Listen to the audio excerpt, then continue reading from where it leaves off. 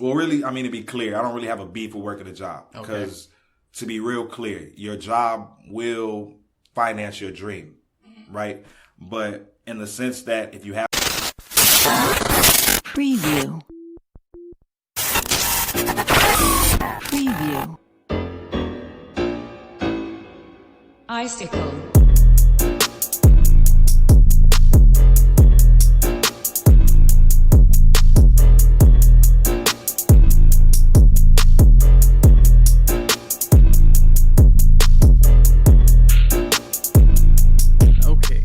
We're here in the house with the great one, Dr. Larry Wiggins. Not a doctor, but I use that term quite frequently. Not yet. Yeah, they know what it is. Right. So we're going to get straight to it, man. We know that you're a man of finance. You're going to drop some knowledge on people. Before we get deep into it, I do want to ask you this. Like, before you were even hip to financial literacy, what was you doing at that time? I mean, even till probably about up until 4 or 5 years ago, before I really figured out what was going on, like financially, I was working a job just like everybody else. Not a 9 to 5, but always in sales or, service industry, bartending, stuff like that. 'Cause I always understood that like getting paid hourly was a limitation. You know what I'm saying? Like, I'd much rather be able to get paid based off of the work that I put in or, the value that I bring to the table as opposed to you telling me what my time is worth. So, in sales, you find that, with commission sales or even just in the service industry, having to be a people person and, connect with people at different levels and, be a people person even when you don't want to be, because that's what it's about. But when you can bring more value to, what you do as opposed to just you being present. Yeah. That's what kind of kicked it off for me. But at some point, like I realized, I'm making, $30, $40 an hour, easy, good money. Like when you break it down over the year, like I'm not really doing much. I don't have to go to work if I don't want to, but it kind of became like I had children and everything. So I'm like, I don't want to keep having to do this year in and year out. Yeah, I feel you on that. You know what I mean? Like, it's got to be a better way. So, understanding that, I started looking into ways to, find passive sources of income, residual income, and things like that. And and learning for myself, I also had to teach and share with others. So I just picked up so much knowledge over the course of time, just over a short course of time, really through reading and personal experience. I salute that too, because a lot of people, I hate this phrase, like when people have knowledge, they say, do your research or you should look this up. Like, tell me where to look. Right. Like, tell me where to look. I'll look it up. Right. Like, but I see this a lot on social media. People be like, you should know this stuff. Do your research. I'm like, drop a link. Yeah. And that's really what it's about is, cause it's not even, a lot of people have the misconception that knowledge is power. But if you understand that, faith without works is dead in a sense, right? Just having the knowledge without applying it is kind of pointless. You know what I'm saying? It does nothing. So when you understand you having the knowledge and putting it in application is what's going to facilitate the growth or movement that you want. But being able to share that with other people, being able to help others, get in motion, move in a positive direction for themselves, that collective movement is what's powerful. You know what I'm saying? That's what produces change. So what do you think is one of the biggest mistakes in our community, especially when it comes to money and how we use it? Oh, man, it's kind of an opinionated question, but I don't know. For one, most people spend the majority of their life chasing something they don't even really understand, right? So we can start there. Like what we consider today as being money is really and by definition, debt. So a lot of people out here are, we're chasing paper, stacking paper, cash collecting. You hear me?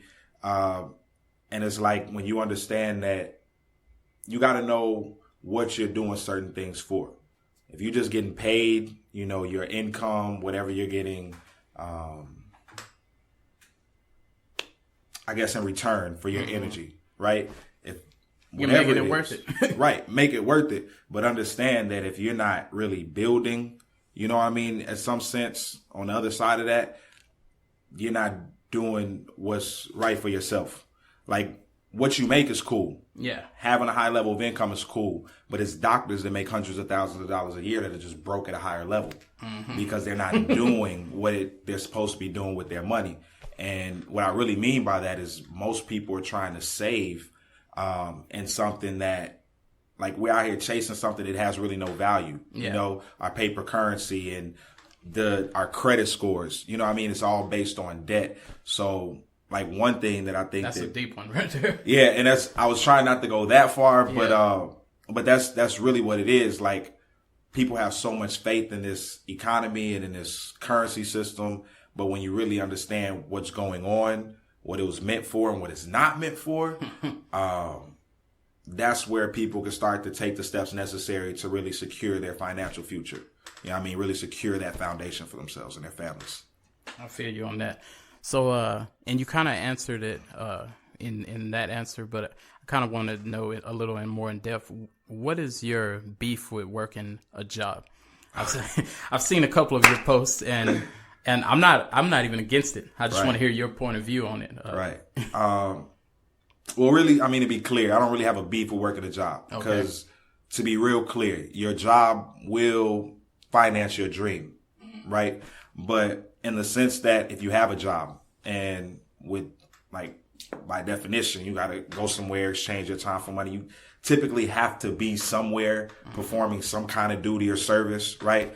That necessity of your physical presence, right? Your time, your energy, that's a limitation, right? So there's nothing wrong with having a job, you know, because producing income multiple ways is great, but that shouldn't be the only way that you're producing income. You know, that you should also have passive streams of income that don't require your presence, don't require your effort, energy, or attention, that are also working for you in the background, because your job is not designed to make you wealthy. It's not, it won't facilitate your freedom.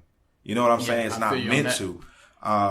And the way that wealthy people get wealthy, you know, when you start to read books, because success leaves clues, wealthy people build or participate in systems, you know what I mean, that put them in a position to benefit off of leveraging, putting their money to work for them or putting people to work for them, so that they don't have to keep working for them. So, having a job is cool. If you haven't quite figured out what you want to be doing, what your purpose is, what your gift is, doing it for an eternity is the problem. Right. Yeah. That's not what it's for. Yeah, we be working to the grave, and it shouldn't be that. And really what most people don't understand is if you don't find a way to make money, like while you're sleeping, like I said before, like without your energy, effort, or attention, you'll work until you die. Yeah. And it sounds like crazy, but when you understand, like when you break down the math, right? Like $100,000 a year is $297 a day, something like that. Like for you to break that down into smaller increments, I forget the math, but I do it all the time. Yeah. But like for you to break it down by minute, you know what I mean? Yeah. It's nothing by minute. It's minuscule, right? But how do you make sure that you're getting paid during the minutes where you got to sleep, during the minutes where you're spending time with your children, during the minutes where you're traveling to and from school, practice, work, whatever? How do you make that time valuable? And when you can figure that out, you know, it's good to go. Make money while you're unconscious. Right. Yoga, rain.